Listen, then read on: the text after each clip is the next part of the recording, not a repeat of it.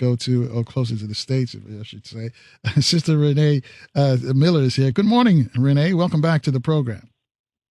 Good morning, Carl. Thanks again for having me.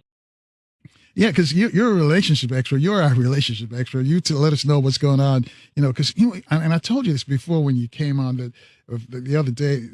One of the issues that we have is relationships. It seems like every time we do a relationship program, we get more response from the relationship program. I don't know why. Maybe we haven't figured out the dynamics of having to live together. So having said that, though, today, as they say, is Valentine's Day for some people who celebrate. Some people don't, knowing the history of Valentine's Day. And some people use it as an excuse not to celebrate Valentine's Day. But how can we make Valentine's Day less commercial and more meaningful for our better halves, if you will? Yeah, I love that question. For me, I like to say I use opportunities to practice love. I just reinvent, the way that it is function, the way it is out in the world. And so there's a few ways that I think is a really great way to make it less commercial. Definitely use today to write love letters to the love that you have in your life. And it doesn't have to be romantic. You can use this day to write love letters to your children, of course, your significant other, to family members, but just you can write love letters as an expression. I also like to, me and my love, we create times where we create a really good meal together, and we use date night cards. And so we ask each other some of those powerful questions that are on the card, so you further get to know your mate versus, going out and buying a Hallmark card and expressing your love that way. It's great to have those date night cards. And you can create your own, like maybe questions that you've always wanted to ask your love or things that you want to check in with. It's a great way to do that.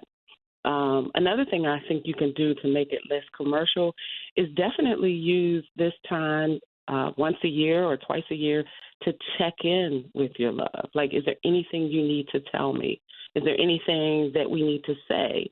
Because oftentimes, because we know our divorce rate is higher than the rest of the country, we have to identify what's starting to happen way before it happens.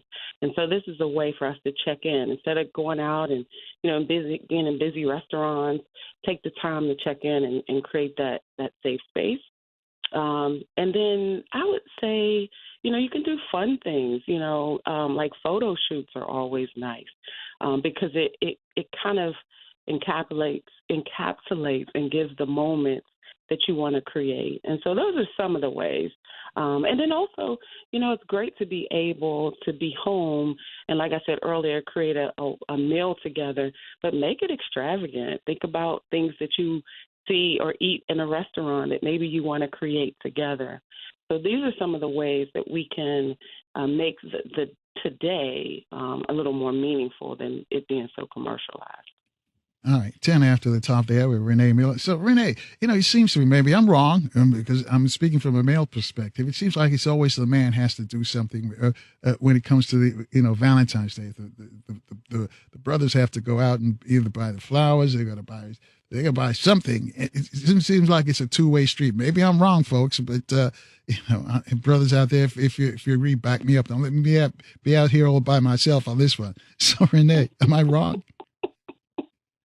Well, that is the way common culture presents it. But I think that day should be a chance for both to pamper and love on each other. I don't think it should just be one-sided because this country does have a way of presenting it like the woman is more important. And I think while she should be cherished and valued, I also think our men should be cherished and valued. I think we should have the tone of cherishing and valuing one another. So I do see what you're saying, but I don't necessarily think that's the way it should be. I think, one of the things that me and my love do is we give massages to each other because I want him to feel relaxed and less stressed just as much as I want to feel relaxed and less stressed. So we have to change our thinking, and we have to be careful of what common culture we allow to come into our households and accept as okay and normal.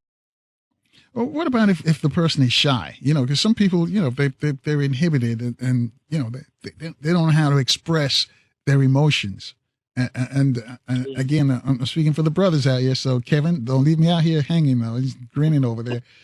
You know, they don't, you know, and they say the men are reluctant to express their emotions, but women are not. How do the men compensate for that? Well, there's a couple ways. So first, the woman has to make it safe. So we're talking specifically, both have to make it safe, but we're talking about men specifically. The woman has to make it safe. What do I mean when I say safe? There has to be an energy of understanding, an energy of empathy, compassion, genuine interest. So that's the first thing. So once it's made safe, there are ways that you can kind of bring out someone that's maybe not comfortable yet, particularly a man. You can ask questions, but then I like a way where you can actually write a love note. And it doesn't have to be like, let's say you're just getting to know someone, so it's not obviously I'm in love or I'm caught up, but you can write a thought that you have and you can give it to that person. And then they can write a thought back, because sometimes you have to create ways to communicate that aren't necessarily our common ways. Or you can find ways to talk to them through music, which I love. Sometimes I give my clients assignment to give them a song. Like, you can ask, what's a song that speaks to your life, or what's a song that describes how you feel about relationships?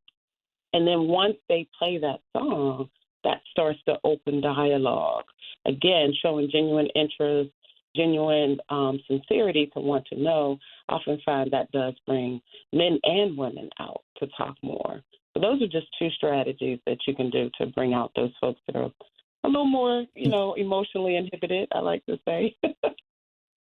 Right, 14 after the top there. I'll come on a break here. So, someone just shot me a note here that what is the 4th of February? For those in love, it's Valentine's Day. For those who have broken up, it's Independence Day. For those who are single, it's Republic Day. That's what they think about the 14th of February. But I got to ask you this. Having said that, though, and I'll let you get your response after we check the traffic and weather in our different cities. Marriages. Do you think that marriages should be, the marriage license should be like any other, some licenses, like a driver's license where it's got an expiration date, so, 7 years, so you don't get that 7-year itch. Maybe we'll make it to 6 years. And then after that, if things are still good, we should renew it. How do you think that would work out? Do you think that would work out in today's society? I'd like you to think about that and respond to that on the other side. Folks, it's Valentine's Day. Got an issue. We're talking about relationships. We got our relationships expert from Baltimore with us, Sister Renee Miller. Reach out to us at 800-450-7876. Again, that's 800-450-7876. Your calls after the traffic and weather update in 4 minutes, right here in Baltimore on 1010 WOLB. Also in the DMV, we're on FM 95.9 and 1450 WOL, where information is power.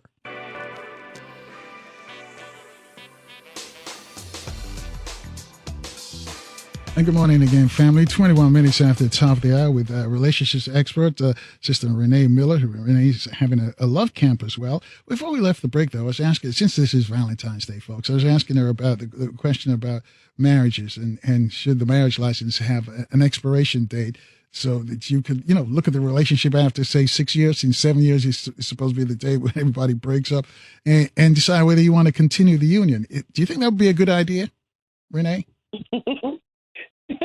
Carl, I really was over here thinking about that because it's a radical thought. So I would say first, I don't want the state to decide anything further as it relates to marriages for how I see marriages. So I would say I don't want the state to be more involved, but I do think, to your point, there needs to be an assessment. But I would say before 7 years. I would say 5 years and then 7 years. And if at 7 years, people decide to depart, they're not surprised, because oftentimes people are in shock. One or the other doesn't know that it's coming oftentimes. So I would say, yeah, there should be some method to check in to assess either we go forward or we don't. But I think it should happen way before 7 years. Oh, okay. Let me ask you, because you counsel, couples all the time. Has the question of a prenup ever come up? Is the prenup a deal killer for some relationships? Mm, it doesn't come up often, but I would say it definitely is something that more people are accepting of, simply because I think people are understanding that if we are truly going to be in this thing and we love each other, we want to have a pre-established understanding just in case we do go south. Because one of the things I always say is when it's good, it's great. When it's bad, it's horrible. And if you can avoid that, if it should not work out, the prenup can help to do that. An agreed upon healthy decision. All So right, it hasn't 23 been a after problem. 23 at the top there. Renee Miller, she's a relationship expert, and she's got a love camp coming up as well. When did you decide that the people needed a love camp? Do people need to know instructions how to fall in love, how to stay in love? What was the idea behind this love camp? Initially, it was because I saw more African American women without enough healthy dating options. And then it turned into just overall, I want more healthy, fulfilling relationships to be established between Black men and women. And so it absolutely is a need because while we see more encouraging messages now about Black love and Black couples, which I love because we didn't always see that. What we don't see is how to get to that state. And that's why the Love Camp is so essential because we actually teach you how to get there through enjoyable, safe, fun environments where we do all kinds of activities, excursions. We have our own custom curriculum that talks about our 7 factors of love so that you can really create the love that you want. So, yes, we need a love camp. We need love camps in every city across the state, across the country, because we really do need to know how do we get to the relationship that we want? How do we stay in the relationship we want? How do we select the right person? How do we communicate effectively? How do we show our vulnerability? We address some of those questions like how do we heal from our past so that we can truly be a good candidate for someone? And this is for men and women. We've seen that a lot of Black men don't necessarily think they need to have the training, but they do because they want relationships as well, but they just don't understand the value of coming together and really talking about their issues as well. And so we've created a safe space so Black men and women can come together, and they have times where they work separately with our male coaches, and then they have times where they work separately with a female coach, and then we also come together as a group and do our work together. And that way, Black men and women can hear each other and hear what they have to say to really correct some of the things that we do on a regular basis that's unhealthy for one another. All right, 26 after the top of the hour. I know we're talking about Black love today on Valentine's Day, but this seems to be a threat from interracial relationships. It's growing now. That's what the Census Bureau tells us. Is that, how do you see that? Because it seems like it's a trend, and it seems every year there's more and more interracial marriages. Is that a threat to Black love? Well, I've seen a stat that did say interracial marriages are up.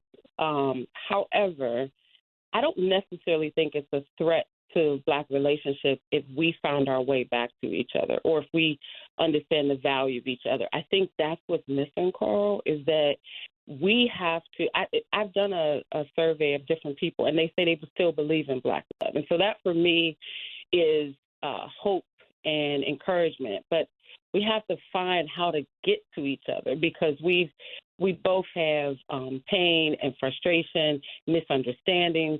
And so if we don't know how to shake that off and really understand, have more compassion and empathy, yes, other folks may want to engage with us, but I don't necessarily think it's a threat because there's enough of us that still want to love on each other. And those that don't, if you find in love, well, that's not the mission I'm on, but at the same time, I understand why a lot of people say they want to go that route because they're frustrated with us.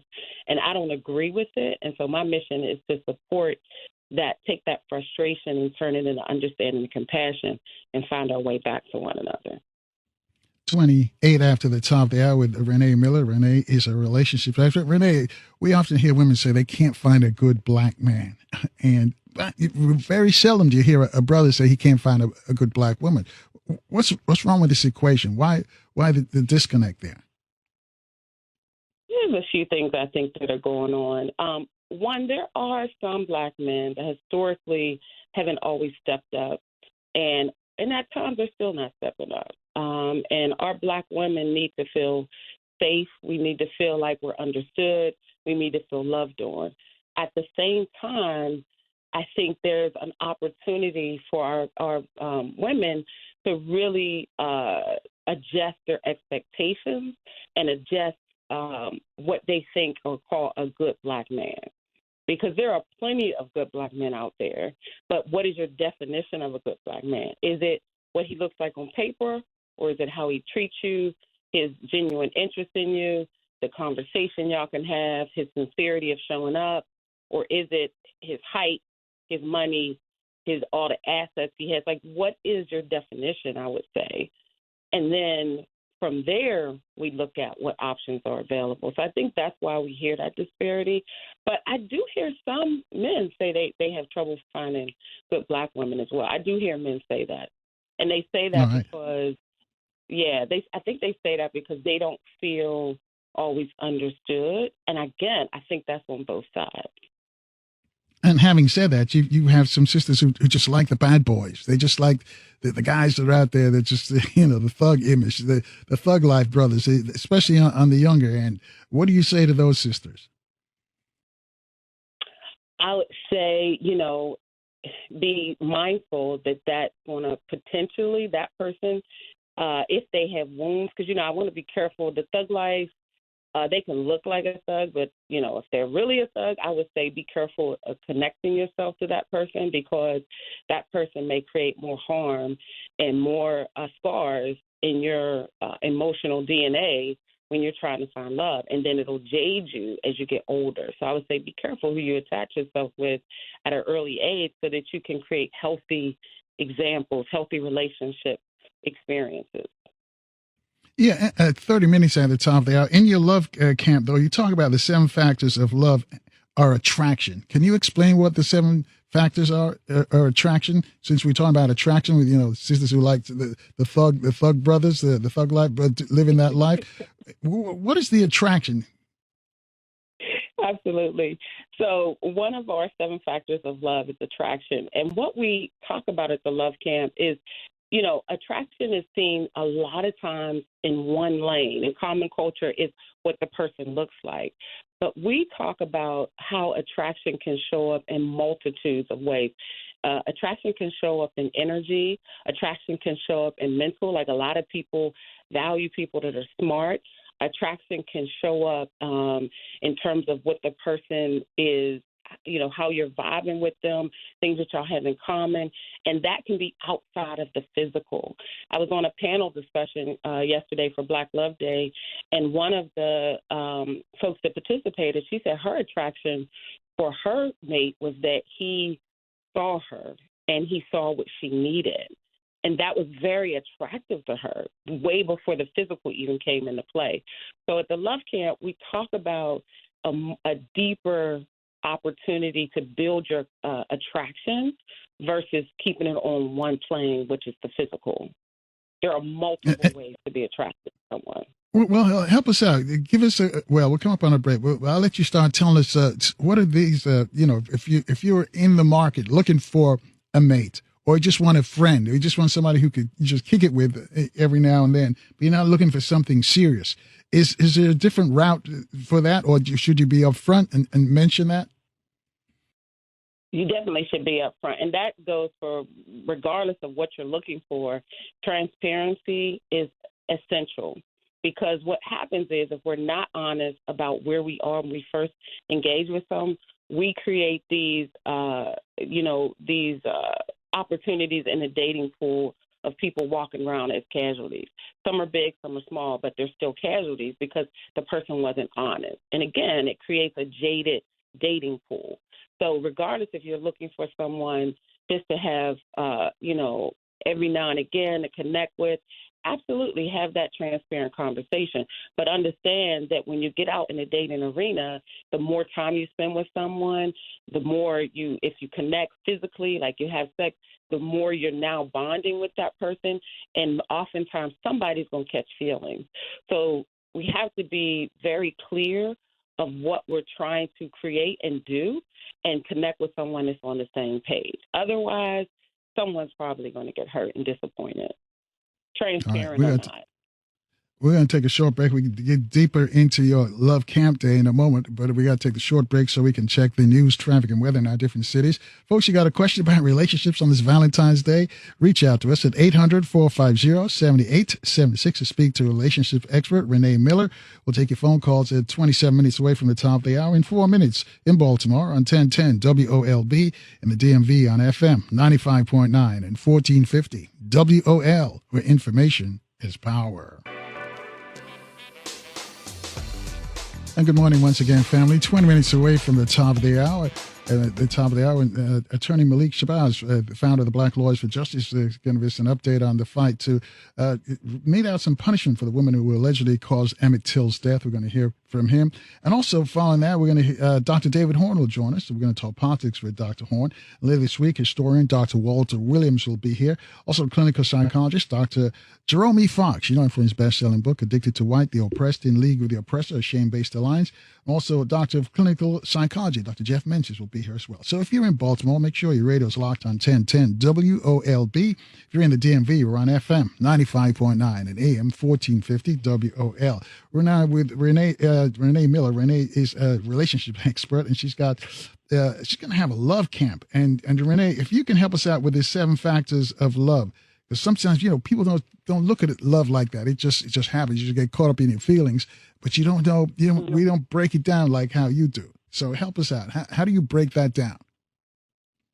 Yeah, so the 7 factors, I want to tell you what those are, and then we'll talk about them just in a quick second. 7 factors are attraction, communication, respect, honesty, safety, trust, and vulnerability. And the reason why we have these 7 factors is because we understand that no relationship can be healthy, lasting, sustainable without these 7 factors working in harmony. So we teach at the Love Camp how these 7 factors work in harmony. For example, if you're someone who is practicing healthy communication, whether it's verbal or otherwise, you're going to have some form of vulnerability, because we all need to allow ourselves to be vulnerable, to be able to express ourselves and to be able to be seen and to be heard. If we want to be in a healthy relationship, we definitely need to make it safe. We need to respect one another, because if there's respect missing out of relationship, ultimately those other things are not going to be in place. And no relationship can exist unless there's honesty and integrity, and we're responsible for the other person. We're accountable, I should say, for the other person's feelings, emotions, and how we would like to help them to feel in our exchange. And so we understand that all 7 factors have to work in harmony, and we teach how to make those 7 factors work in harmony, how to practice them, how to put them in play and make them real practical for best practices. Gotcha. 17 away from the top there. Brother Hakeem's joining us from Baltimore. Brother Hakeem, you're on with Renee. Yes, good morning, Coach Renee. It's great to hear you on the Carl Nelson show. Yeah, no, so thank you, Carl. It has a lot of wisdom. I appreciate this. I'm sure many of the brothers and sisters, who experience challenges, we all need a coach in many aspects of our life. And so, Sister Renee, I was looking at your bio, and you are a real, true coach. I mean, like, you're not just calling yourself one. I just want to, distinguish that, because there are a lot of people out here who call themselves that, but you actually train with that. But I also see that you have been connected to 2 of my sisters who, one I really met, in person, Lisa Nichols, but Queen of Four. I had time to actually, when she came to D.C., I took her, to the airport. So we had a good conversation. I'm sorry, to the train station. She had a good conversation going back to New York, where she was residing at that time. So, with being in the presence of these, diverse, sisters who truly have impacted millions of people. And, applying this to relationships, I see it as essential because we can't talk about nation building, community building, if male and female relationships are dysfunctional. And so I see that your focus now and concentrating on this as essential. So how would you, in terms of, just your experience with both of them, prepared you to really take things to another level with healing our community? Because I think, there's no nation being built if male and female are not together. So that's fundamental. So thank you, and I'll just take it off the air. Thank you again, Carl. Okay. Thank you so much, Haki. I think that's a powerful question. So, yes, I worked with Lisa Nichols. She invited me to her program out in San Diego. And one of the things that I appreciate her telling me is to make sure that I own my story, own my story and my experiences. And that's one of the things that I do as a love coach. I'm really unapologetic about the path that I had to take, the pain, the heartache, the heartbreak, the joy to have now a magical relationship. So I'll never forget Lisa Nichols, like when she was coaching me on making me remember the importance of telling my story and owning it. And Queen Afua, oh my goodness, she's been my mentor, my personal coach. And she was an honoree at one of my other businesses when I honored her in New York, and I gave her one of my rings for my jewelry line. And she's just been huge, instrumental in helping me to understand my worth as a goddess, a Black woman, especially because I am a sacred sister, and I've connected with all of our sacred sisters, well over 5-6 years now in that community. So both of those women, I remember when I first learned about them, and to have worked with them and have had the experiences I've had, definitely have continued to shape me and shape the work that I do. Particularly Queen Afua she used to tell me a lot about the importance of the work that I need to do to continue to strengthen our community. And so that's what I'm continuing to do. All right. 13 away from the top of the hour. How did you get involved becoming a love coach? What was it? Was it a relationship or just a desire? How did you go down this road? Yeah. So I've been a coach for over a decade. I've been coaching for well over 13 years. Haki was correct. I did go to coaching school, and I have my certifications in that. But more specific, how I just decided to be a love coach was really because once I started the Love Camp, I focused more from life coaching to love coaching because I found such a need to give that to our community.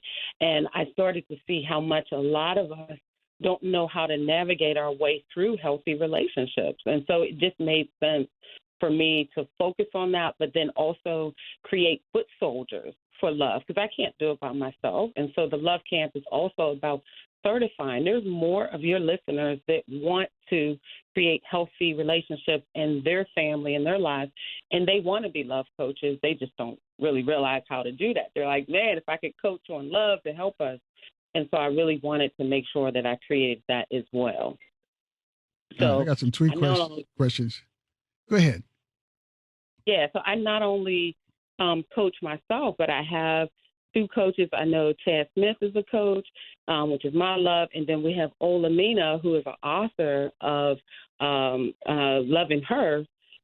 He's also a coach because we need, and I love that it was Black men first that got coached.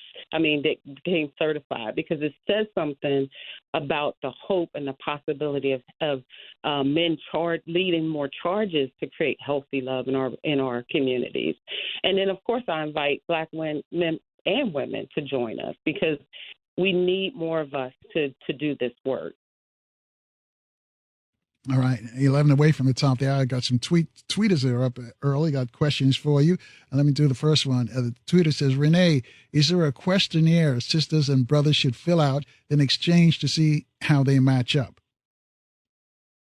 Well, it's so funny. I love that question. I do have a love readiness checklist. And so definitely if individuals are, they want that checklist, we're literally putting the final touches on the website this week, but they can reach out to me directly via email and I can send it to them, or they can go to my website and put their contact information. And you can get that love readiness checklist because we do have one. So that's a great question. Having said that, let me throw this question in then. Where's the best place to meet single people? Is it at the club? Is it at the church? Where's the best place to you these days? I mean, I think we're everywhere, to be honest. I get that question all the time. And what I would say is identify what you are most interested in and think about the things you would like to do with your partner and go seek them there. For example, there are travel groups. We at the Love Camp, if you like to travel, join us because we focus on relationships, but we travel and do amazing things. We're doing a trip in Tanzania this year.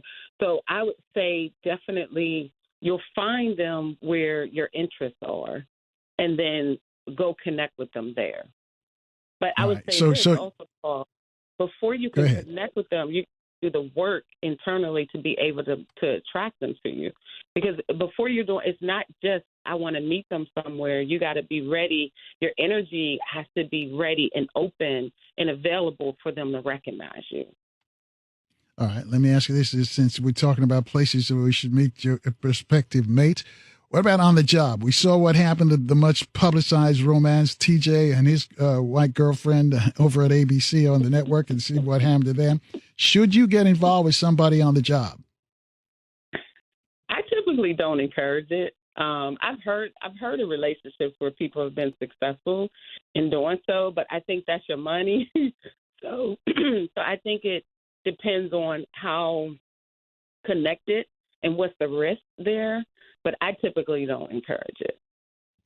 But what if because it seems like they're both in their feelings now about each other, and they'll say that you hear the stories about love is blind. You can't you can't tell who to love, and those are folks who are swirling. They'll say that. So what about that issue? That love is the emotion is so great you can't control it.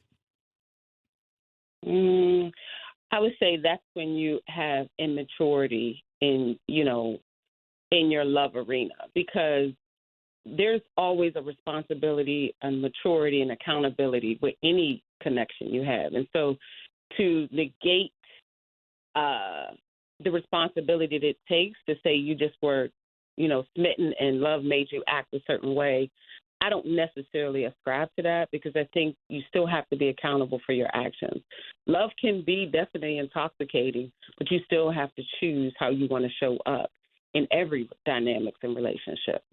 And so to me, that's a little bit of an immaturity as it relates to love. All right, another tweet question. Tweeter says, what do you suggest brothers do when we meet sisters who say they don't need a man, they don't need a brother, but they're looking for a man, they're looking for a brother, but they say they don't need it. I hear this all the time. They don't need, for some say they don't need them or they can't find them. But let me read for you again.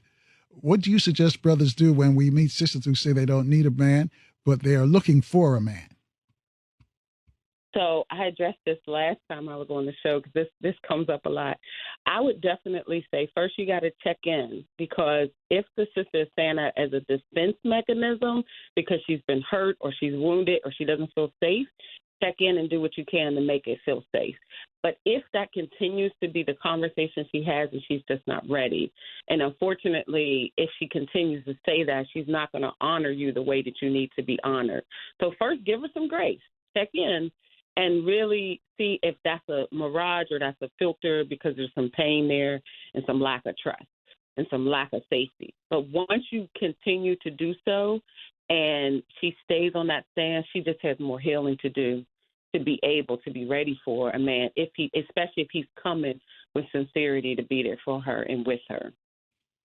All right. 6 away from the top of the hour. We've got to take a short break. Stations need to identify themselves down the line. We've got to check the traffic and weather for our commuters. But a question for you, and I'll let you marinate on this during the break. How do you know when the situation is over, when the relationship is over? Are there some telltale signs that, hey, it's the end of the road. We reached the fork in the road, as the spinners would say. Can you tell that, somebody said, hey, I think my partner's checking out. What are some of the signs, if you can help us out with that? And I'll let you respond to that after this quick break as we check the traffic and weather at 6 away from the top of the hour for our commuters. We'll be back in 4 minutes, though, in Baltimore on 1010 WOLB and also in the DMV on 1450 WOL, where information is power.